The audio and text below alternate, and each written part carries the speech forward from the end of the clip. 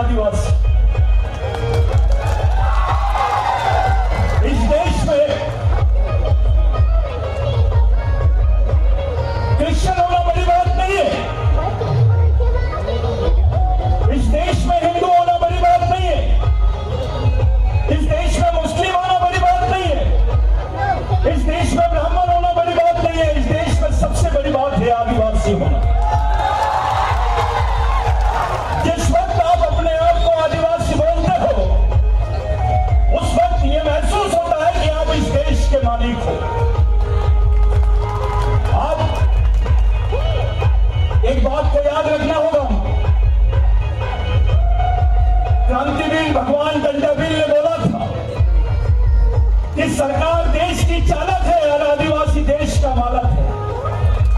जब हम इस देश में अपनी नागरिकता की बात करते हैं, जब इस देश में हम अपने अधिकारों की बात करते हैं, नागरिक नहीं, हम इस देश के मालिक हैं और मालिक के अधिकार नहीं, उसका हिस्सा होता है।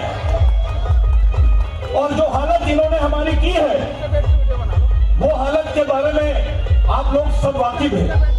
आज पूरा समाज एक टेंशन में जी रहा है कि आने वाले 10 साल में उसकी पहचान रहेगी या नहीं रहेगी। साथियों, संयुक्त राष्ट्र संघ ने पूरे विश्व के देशों को एक हलफनामा जाहिर किया है कि आप बताइए आपके देश में कितने आदिवासी रहते हैं, और भारत सरकार ने इसके खिलाफ एक षड्यंत्र रचा है। तो ऐसा लिखा हुआ है कि आदिवासी जनजाति के लोग किसी भी धर्म के हो सकते हैं, लेकिन ये नहीं लिखा है कि किसी भी संस्कृति के हो सकते हैं, क्योंकि ये जानते हैं जब बात आदिवासियों की आएगी तो बात संस्कृति की आएगी, और जब संस्कृति की आएगी तो बात आएगी कि इस देश का मूल मालिक कौन है। आपको सेंसस में भरा दिया गया है।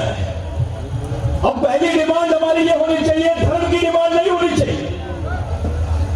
वहां पर झारखंड के आदिवासियों ने सरना धर्म की बात की, मध्य प्रदेश के लोग गौड़ी धर्म की बात कर रहे हैं। आज जनजाति के नाम पर हम लोग अलग अलग है, कल धर्म के नाम पे हमेशा के लिए अलग हो जाएंगे। इसलिए पूरे देश के आदिवासियों ने मिलकर एक बात करनी चाहिए कि हम सब लोगों को समान सांस्कृतिक कोड होना चाहिए, ताकि पूरे देश के आदिवासी एक जगह आ सके, पूरे विश्व के आदिवासी एक जगह आ सके। ये आने वाली जनरेशन के भविष्य का सवाल है। कुछ लोग हम लोगों को डराने की बात करते हैं, मैं उन लोगों का नाम नहीं लेना चाहता हूं, शायद वो संविधान को जानते नहीं है। ये देश धर्मनिरपेक्ष देश, ये देश सार्वभौमिक देश है।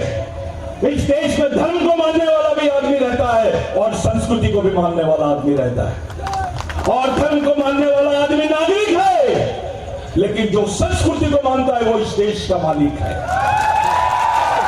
आप लोगों के लिए आने वाले समय में जो चुनौतियां हैं, उन चुनौतियों के लिए आप अपने आप को तैयार कर लीजिए, क्योंकि ये चुनौतियां बहुत अलग है। हमारी पहचान मिटाने का संकल्प खा रहे हैं लोग।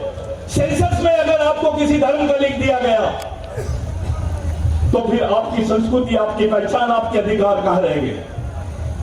आप विधायक हो क्योंकि आप आदिवासी, आप एमएलए हो, आप कलेक्टर हो, डॉक्टर हो, इंजीनियर हो, क्लर्क हो, टीचर हो, क्योंकि आप आदिवासी। जिस दिन आप आदिवासी नहीं रहोगे, आपके पास वो भी नहीं रहेगा।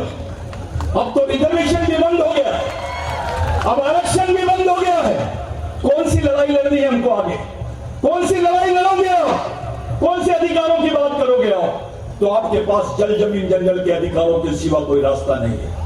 और जब जल जमीन जंगल की बात करोगे तो आपको भगवान टंटाबिल की याद आएगी, बिरसा मुंडा की याद आएगी, तिलका मांझी की बात आएगी, राघोजी भांगरे की बात याद आएगी, आपको तमाम शहीदों की बात याद आएगी, उनके विचारों की याद आएगी। अब एक सवाल मेरा आप लोगों से, आप बताइए कि टंटा मामा ने जीसस क्राइस्ट ने तो क्राइस्ट पे चढ़ा दिया उनको कि ईश्वर है, ये उसकी सच्चाई बताने के लिए वो फ्लैश पे चढ़ गए, लेकिन टंटा मामा तो अपने समाज के लिए फांसी पे चढ़ गया। क्या रिश्ता था आपके साथ? जब टंटा मामा को फांसी दी जा रही थी तो टंटा मामा को पूछा गया कि आप क्या देखना चाहते हैं, आखिरी बार आपकी क्या इच्छा है। तो टंटा मामा ने बोला, मेरे मालिकों को दिखा दो, मेरे समाज के भगवानों को दिखा दो, मैं उनको देखकर ही मर जाऊंगा। टंटा मामा ने अपने समाज को अपना भगवान माना, आखिरी तक के अपने समाज के लोगों को मालिक बोला। साथियों, इस देश में हिंदू आदिवासी हिंदू हो सकता है, आदिवासी क्रिश्चियन हो सकता है, आदिवासी मुसलमान हो सकता है, सिख हो सकता है, जैन हो सकता है, लेकिन जैन आदिवासी नहीं हो सकता है, हिंदू आदिवासी नहीं हो सकता है, क्रिश्चियन आदिवासी नहीं हो सकता है। ये सच्चाई है। हम लोगों की पहचान एक सांस्कृतिक पहचान है, हम लोगों का विचारधारा एक सांस्कृतिक विचारधारा है। हमारे पूर्वजों ने, हमारे शहीदों ने, जिनकी फोटो आप लोगों ने देखे, इन्होंने जल जमीन जंगल के लिए बात की। इनका उदाहरण ही था कि जल जमीन जंगल पे बात कर रहे हैं। बहुत जल्दी इस बात को लेकर, समान सांस्कृतिक कोड की बात को लेकर पूरे देश में आंदोलन चला रहे हैं। आने वाले समय में टंटा मामा का जन्मदिन है, 26 जनवरी को जब गणतंत्र दिवस रहता है, उसी दिन भगवान टंटा भील का जन्मदिन है।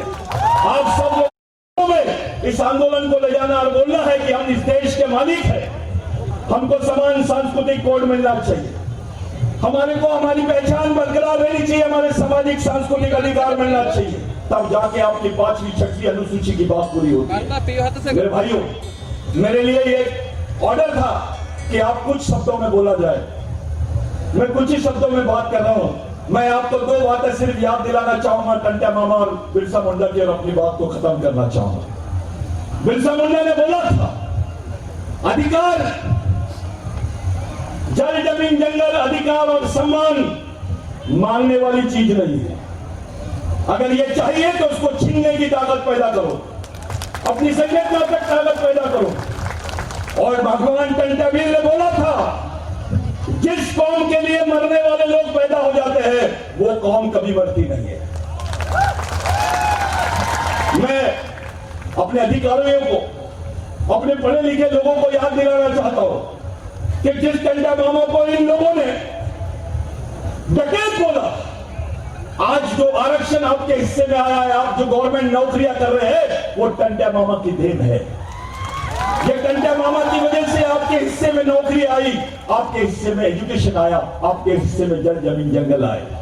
जिस जगह पे आज ये प्रोग्राम हो रहा है, ये झाबुआ का जो एरिया है, जग्गू भील का एरिया है, ये जग्गू भील के एरिया में आपको एक बात पूछनी पड़ेगी। घर जाइए, 145 साल के रिकॉर्ड निकाल लीजिए, आपको जमीन किसने दिया, आपको जमीन किसने दिया, ये पता लगा लीजिए।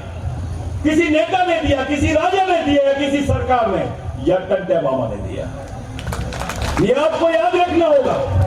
साथियों, 1 से 1.5 लाख लोग मारे गए, पूरे देश में आदिवासियों को कत्लेआम किया गया। जितना विश्व युद्ध में नहीं मारे, उतने लोग इस देश में मरे सिर्फ जमीन के लिए। तब जाके कानून बना कि आदिवासी की जमीन गैर आदिवासी आदमी नहीं ले सकता है, और गैर आदिवासी तो क्या, सरकार भी नहीं ले सकती है, जिसको लैंड एक्विजिशन एक्ट बोलते हैं। तब जाके हमारे सामने बिरसा मुंडा का नाम आया। मैं आप लोगों से एक विनती करता हूं, साथियों, बिरसा मुंडा ने बोला था, जिस समाज की सामाजिक समस्या नहीं होती है, उसकी कोई समस्या नहीं होती है, और जिस समाज की सामाजिक समस्या होती है, उसकी समस्या ही समस्या होती है। हमारी सामाजिक समस्या यह है कि हमारे पास सिस्टम नहीं है, विचारधारा नहीं है, मिशन नहीं है, इस समाज के लिए लड़ने मरने वाले लोग नहीं है। हम आपस में बढ़ गए हैं, कोई भी बोल के बढ़ रहा है, कोई बिलाला बोल के बढ़ रहा है, कोई गावित तो कोई गोंड तो कोई गोरकू। ऐसा नहीं चलेगा।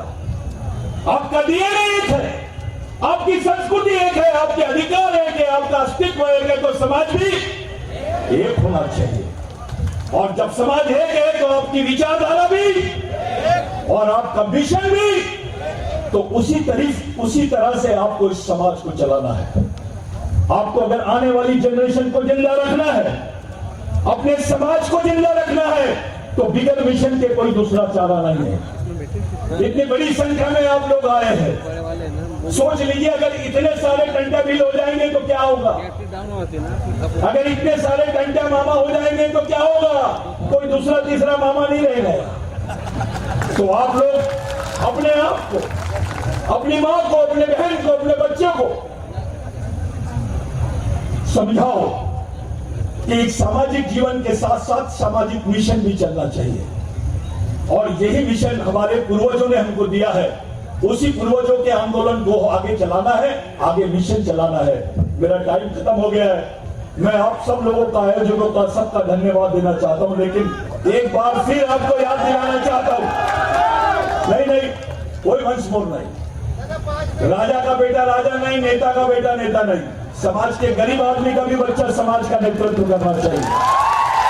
आप लोग, मेरा समय खराब ये हो गया है, समाप्त हो गया है, लेकिन मैं जाते जाते आखिरी बार याद दिलाना चाहता हूं, आने वाले 26 जनवरी को हमारे भगवान का बर्थडे है। इस देश का स्वाधीनता दिवस नहीं, पहले टंटा मामा का जन्मदिन, बाद में स्वाधीनता दिवस, क्योंकि टंटा मामा पहले शहीद हुआ, बाद में आजादी मिली। आपका ये इस देश का फादर नहीं, ग्रैंड फादर है टंटा मामा।